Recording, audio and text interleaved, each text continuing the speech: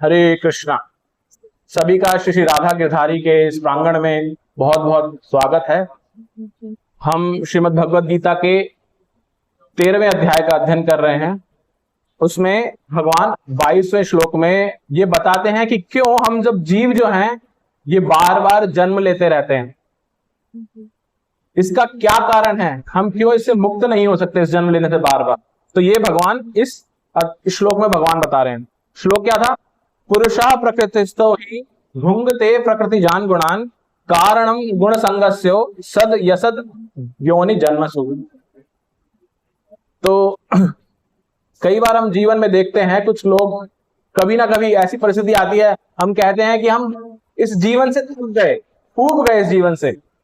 तो जब हम ऐसा सोचते हैं, कहते हैं, तो ऐसा मानिए कि भगवान उस समय खड़े होकर मुस्कुरा रहे होते हैं और वो बोलते हैं कि अगर तुम ऊब गए हो, बोर हो गए हो, चिंता मत करो, अगला जीवन तैयार है तुम्हारे लिए। तो ये ऐसा हमारे साथ प्रकरण चलता जा रहा है। जैसे हम पहले जमाने में सिम बदलते रहते थे फोन के अंदर, ऐसे ही हमारी जो आत्मा है ये अलग अलग शरीर धारण करती थी, बदलती रहती है। क्यों? हम सुख की खोज में हैं, हम सुख खोजना चाहते हैं। तो इस श्लोक में कुछ इंपॉर्टेंट शब्द आए हैं महत्वपूर्ण, जैसे पुरुषः प्रकृतिस्थो ही। इसमें पुरुष और प्रकृति दो शब्द लिए गए हैं। पुरुष किसे बोलते हैं? पुरुष होता है जो आनंद करना चाहता है, सुख चाहता है, जो भोगना चाहता है, उसको पुरुष बताया गया है शास्त्र में। और प्रकृति क्या है? प्रकृति जो भोग्य है, जिसको भोगा जाता है। जैसे पुरुष और स्त्री के अंदर हम साधारण तौर पे देखते हैं, ऐसे स्त्री प्रकृति के रूप में है और पुरुष जो हमारे रूप में है। लेकिन परम पुरुष कौन है? भगवान स्वयं।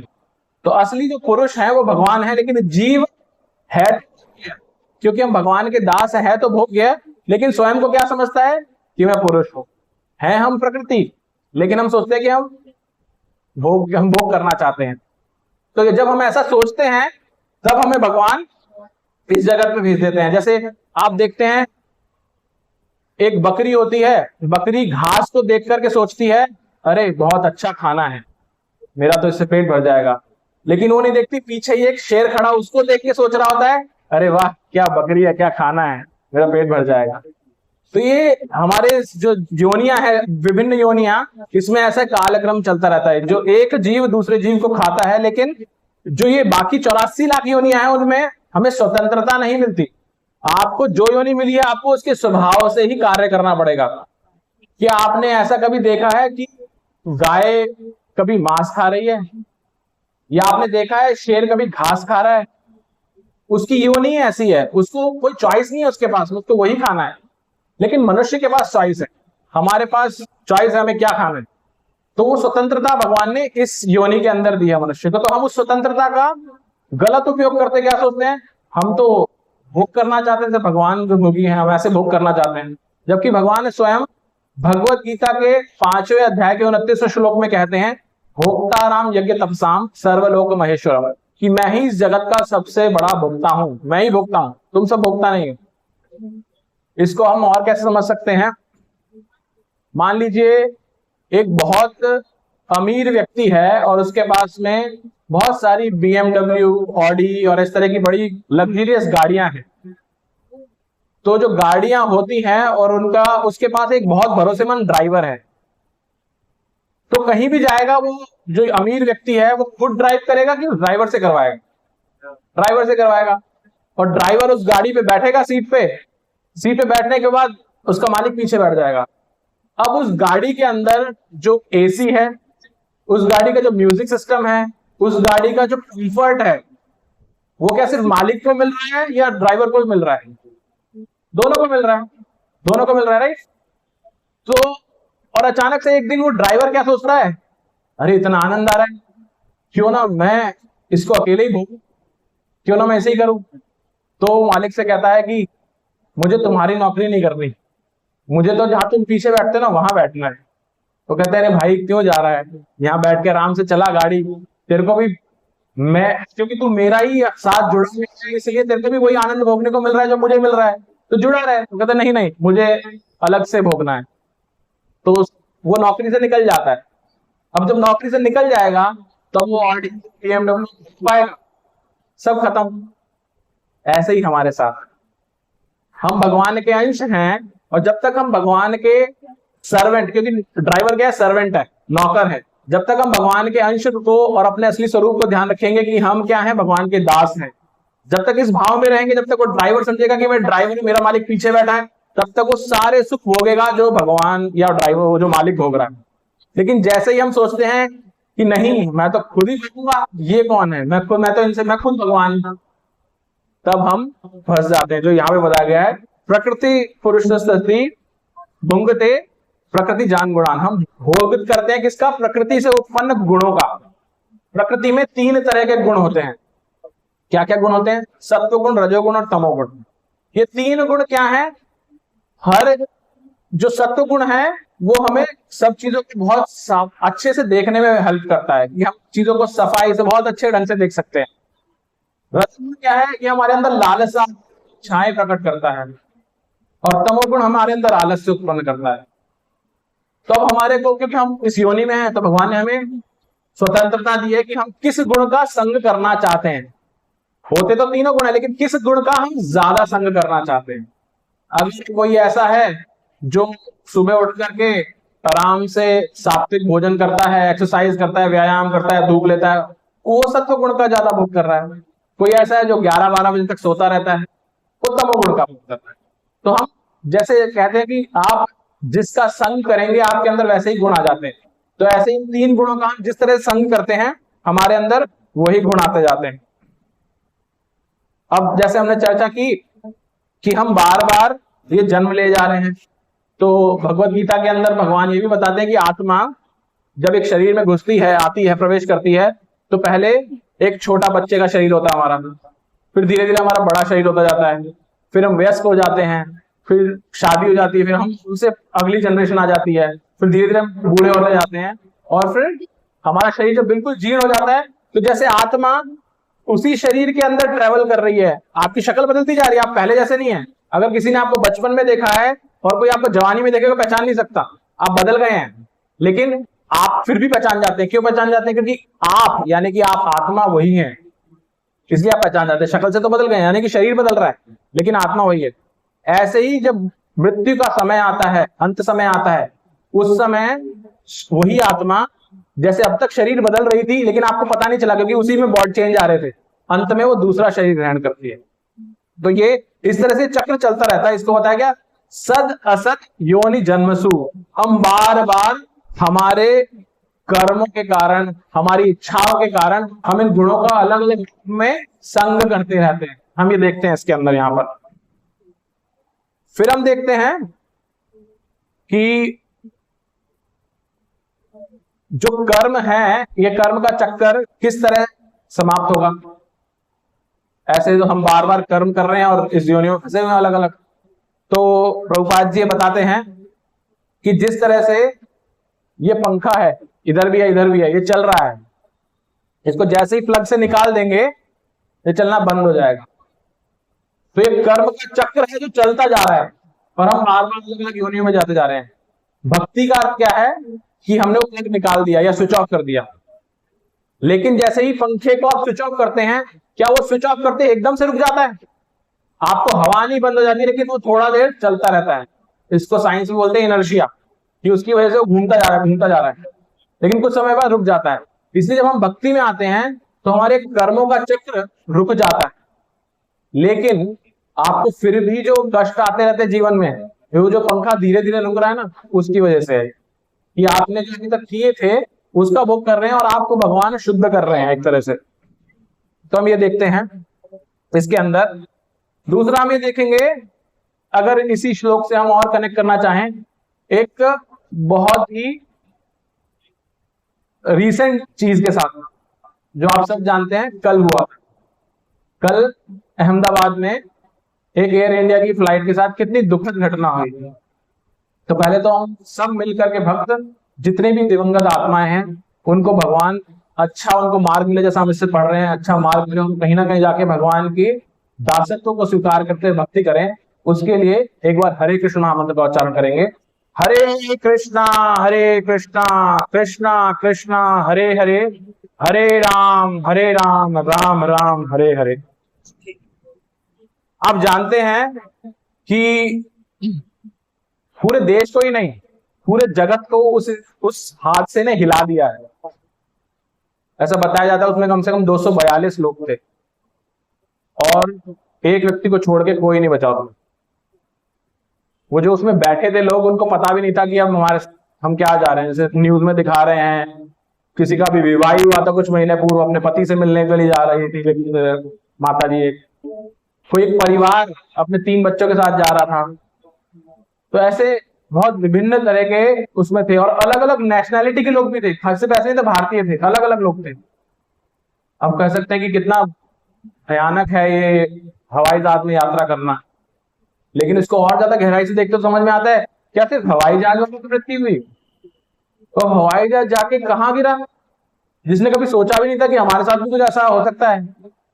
वो जाके हॉस्टल की छत पे जाके मैस पे टकरा गया। और वहां पे कौन थे जो हमें हमारी जान बचाते हैं भौतिक जगत के अंदर? डॉक्टर्स। उनका ऐसा हो गया उनके साथ में। तो क्या है ये, हमें देख करके लगता है बहुत अनप्रिडिक्टेबल, क्या हो सकता है, किस क्षण क्या हो जाए कुछ नहीं पता। तो मैं भी इस सब को सोच रहा था, बहुत ही कंफ्यूज था, क्या हो रहा है, इससे क्या समझ में आ रहा है, क्या नहीं हो रहा है। तो ऐसी स्थितियों में 3 तरह के लोग होते हैं अधिकांशतः। कुछ लोग उसको देख करके बहुत भयभीत हो जाते हैं और उनके मन में ऐसे विचार आने लगते हैं कि मैं तो आगे से कभी भी हवाई जहाज में यात्रा ही नहीं करूंगा, है ना। मुझे भी जैसे अभी मेरे ऑफिस के कार्य से दुबई जाना है 1-1.5 हफ्ते में, मेरे को अंदर से मेरे को भी ऐसे हो रहा है कि जाना है नहीं जाना है, सोचा है नहीं सोचना। लेकिन उसी क्षण जब ये सोचा तो दूसरे क्षण मुझे क्या लगा कि अरे जहां जिस हवाई अड्डे पे ऐसा हुआ कि वहां से फ्लाइट नहीं उड़ रही, उसके बाद भी उड़ रही होंगी अभी फ्लाइट, और पूरे जगत में उड़ रही है। तो चल रहा है, अभी भी दिनचर्या चल रही है, लोग कर रहे हैं अभी भी ऐसे ऐसे चल रहे हैं। तो ये भी एक अलग लीला है कि हमें डर भी लगता है लेकिन फिर भी सब करते जा रहे हैं। दूसरे तरह के लोग होते हैं जो इन परिस्थितियों को देख के बिल्कुल अपोजिट बिहेव करते हैं। वो क्या कहते हैं, नहीं जीवन का कुछ पता थोड़ी ना भैया, जितना जीना अच्छे से जी लो, ये सब पता नहीं है, कर्म वर्म क्या है, क्या होना है, पता है तुम्हें अगले जन्म में क्या होने वाला होगा भी नहीं होगा, जब किसी को पता है कुछ नहीं पता। अभी जी लो अच्छे से, जो खाना पीना है, जो मौज करनी है सब कर लो, अभी पता नहीं कब मौत आ जाए, पता नहीं है कुछ भी। कुछ ऐसा भी सोचते हैं। तो एक बार श्रील प्रभुपाद जी, जो हमारे यहाँ संस्थापक आचार्य आप देख रहे हैं, जब ये विदेश में थे तो उनसे एक व्यक्ति ने आके पूछा कि आप ये सब करते रहते हैं, सुबह उठ जाते हैं 4 बजे, मंगल आरती करते हैं, फिर यहाँ सबको के साथ जप करते हैं, फिर पूरा दिन एकदम बिजी रखते हैं अपना, एक अजीब सा जीवन जी रहे हैं। जो भौतिक जगत में लोग हैं उनको लगता है बहुत अजीब सा जीवन है, आप ऐसा अजीब सा जीवन जी रहे हैं। क्या पता मृत्यु के बाद भगवान नहीं हुए तो आपका तो जीवन व्यर्थ हो जाएगा, आपको पूरा कुछ जिया ही नहीं आपने। जैसे हम बोल रहे थे ना अभी कि पूरा मौज से जियो, आपने तो कुछ मौज ही नहीं करी, आपने जीवन व्यर्थ कर दिया सब, तो क्या होगा? तो प्रभुपाद जी कहते हैं बात तो आप अच्छी कह रहे हैं, सही कह रहे हैं, लेकिन हम मौज नहीं कर रहे, आपको कैसे पता?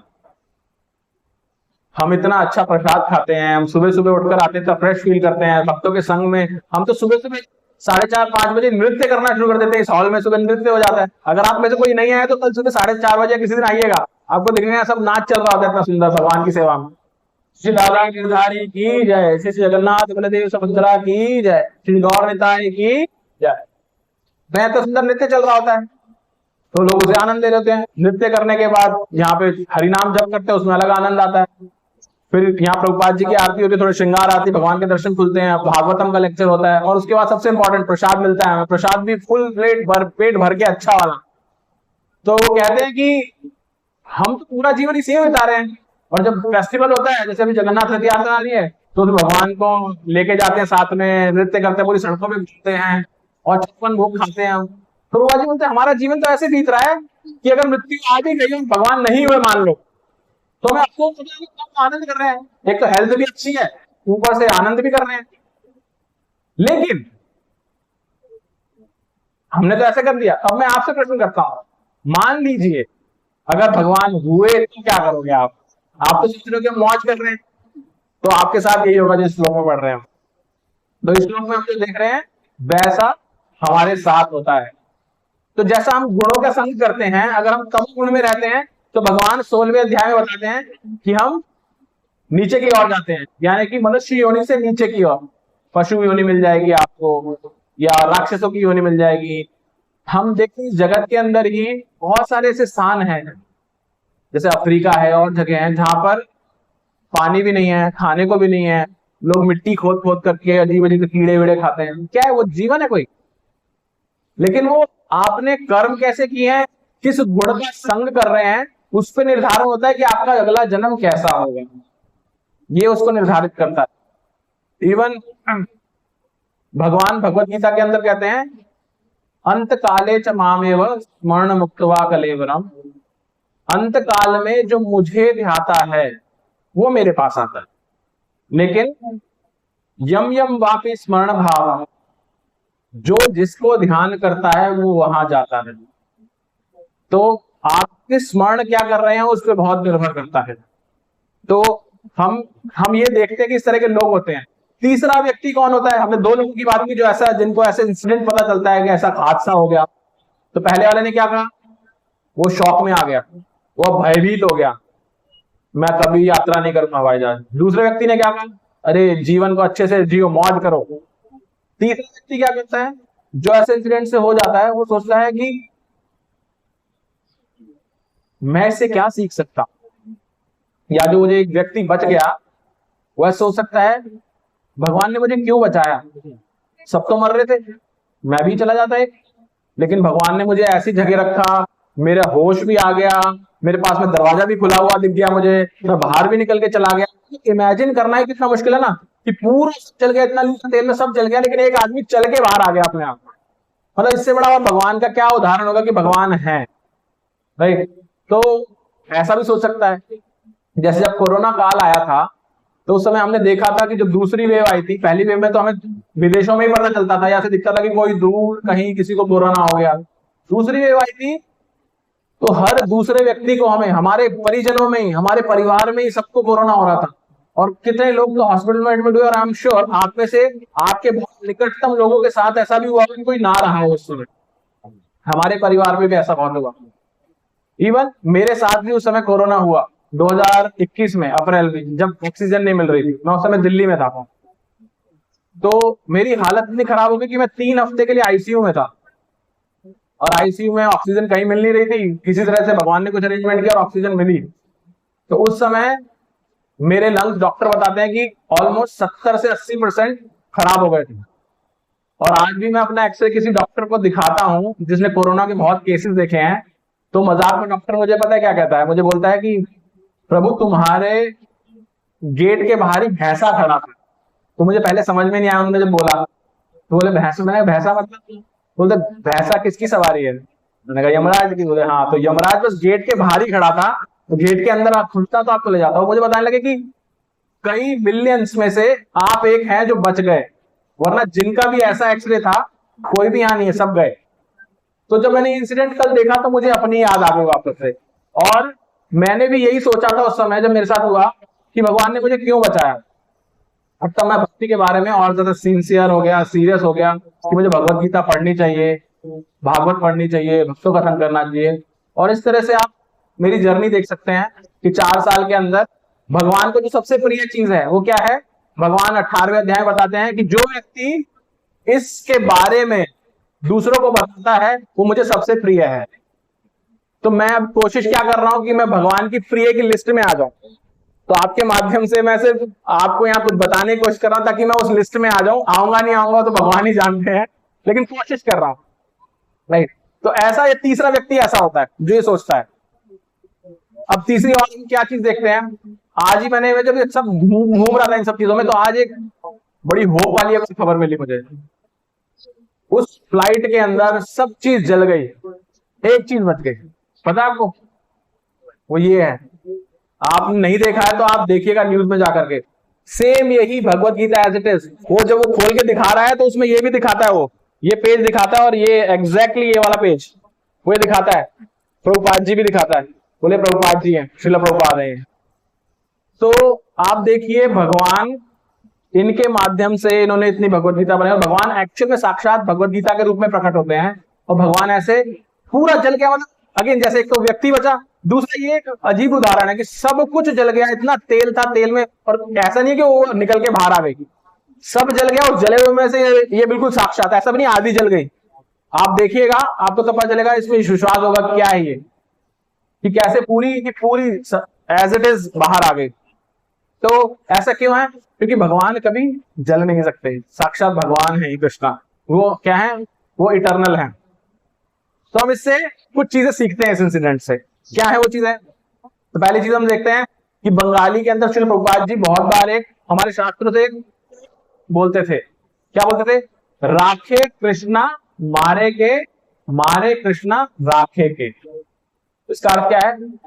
राखे कृष्णा मारे के, यानी जो भगवान जिसको रखना चाहते हैं उसको कोई मार नहीं सकता, और मारे कृष्णा राखे के, और जिसको मारना चाहते हैं उसको कोई बचा नहीं सकता। तो ये ऐसे बंगाली प्रोवर्ब है। इवन भगवत गीता से भी अगर हम इसको रिलेट करें तो भगवत गीता के अंदर भगवान 10वें अध्याय के 34वें श्लोक में क्या बोलते हैं भगवान? मृत्यु सर्व हरस चाहम, मैं साक्षात काल हूं, मृत्यु हूं, मैं ही हूं जो सबको दंड देती हूं या फिर अगले उसमें ले जाती हूं। दूसरी तरफ भगवान एक तरफ तो ये बोलते हैं, दूसरी तरफ 9वें अध्याय के 31वें श्लोक में भगवान अर्जुन से कहते हैं नामे भक्त्या प्रणश्यति, मेरे भक्त का कभी विनाश नहीं होता।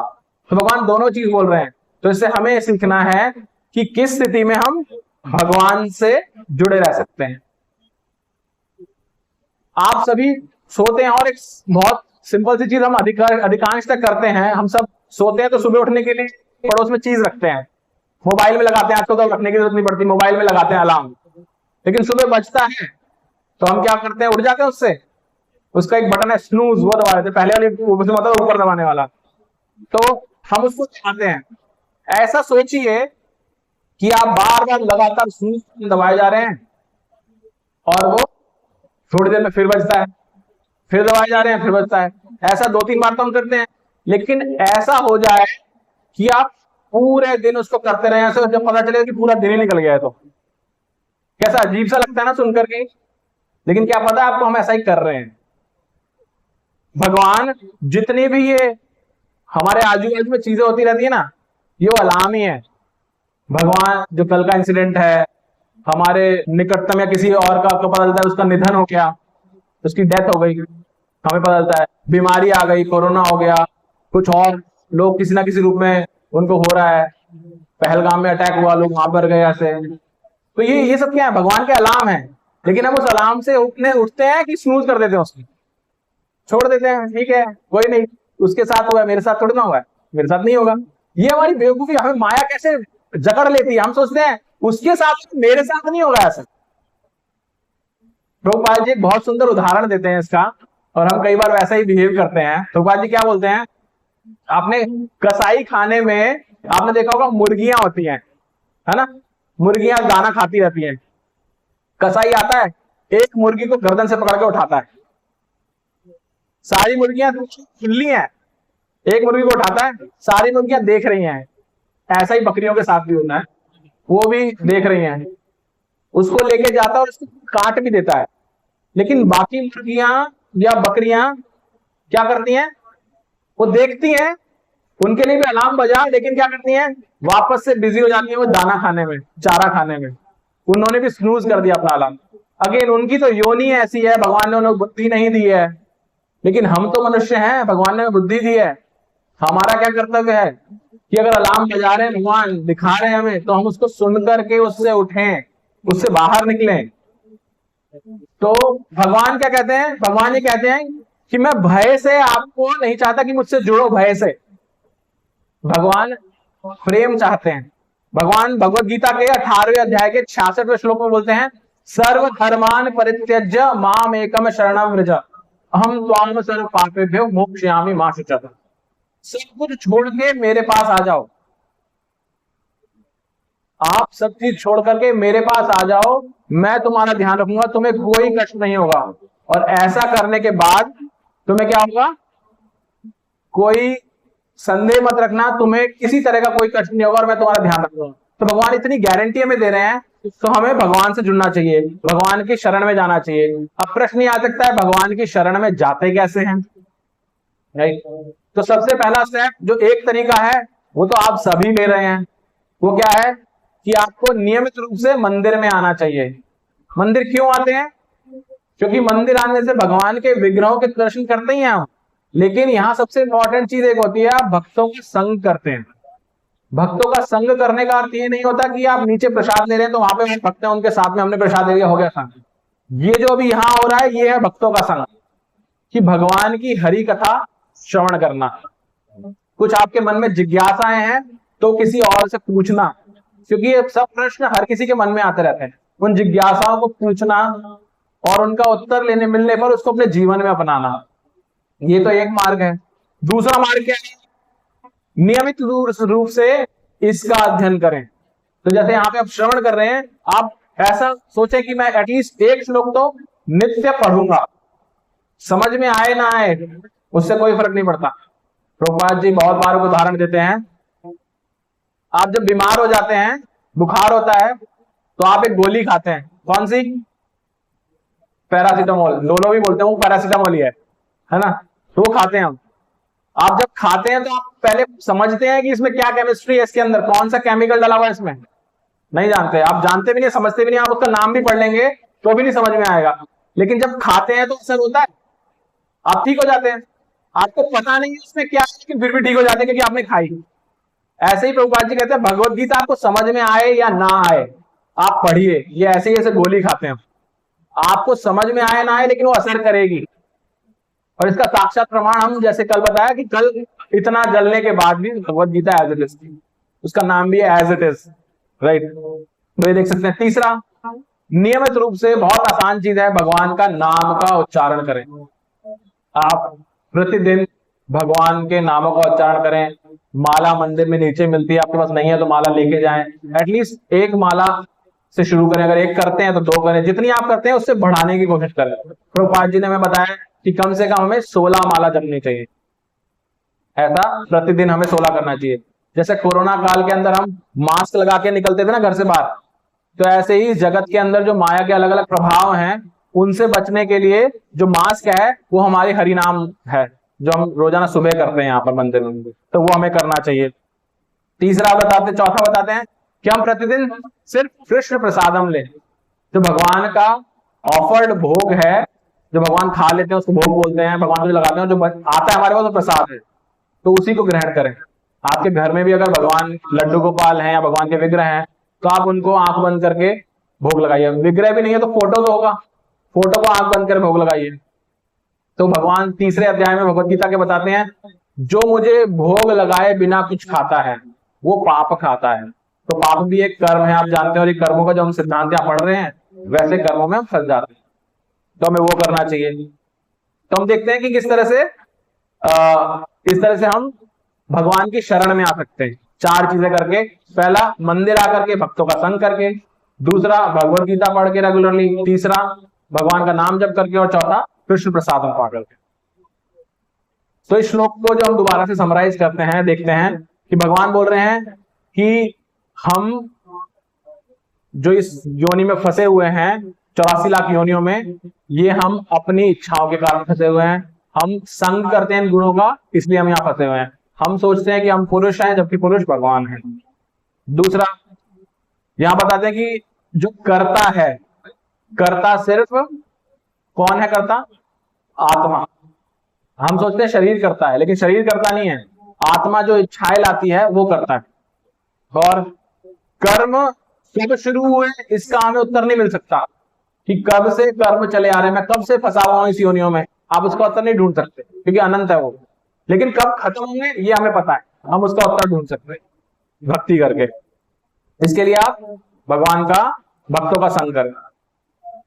अंत में कोई आपसे, जैसा कल जो इंसिडेंट हुआ, उससे कोई ये पूछ सकता है कि भाई जीवन तो बहुत ही अनप्रिडिक्टेबल है, कल अगले क्षण क्या होगा कुछ नहीं पता। हाँ, ये सत्य है, हमें अगले क्षण क्या होगा नहीं पता, लेकिन एक सत्य है, वो क्या है? कि भगवान सत्य है। भगवान भागवतम में पहले श्लोक में बोलते हैं, सत्यम परम धीमहि, कि आप सत्य हैं। तो भगवान सत्य हैं, हम ये नहीं जानते जगत जीवन हमारा कैसा है, लेकिन भगवान सत्य हैं, और जब हम सत्य से जुड़ जाते हैं तो हम भी सत्य बनते हैं। तो इसलिए आप भगवान की शरण लें और भगवान से जुड़े रहें। आप सबका बहुत बहुत धन्यवाद। आइए एक बार हरे कृष्ण नाम का उच्चारण करेंगे। हरे कृष्णा कृष्णा कृष्णा हरे हरे, हरे राम राम राम हरे हरे। बहुत बहुत धन्यवाद। हरे कृष्ण।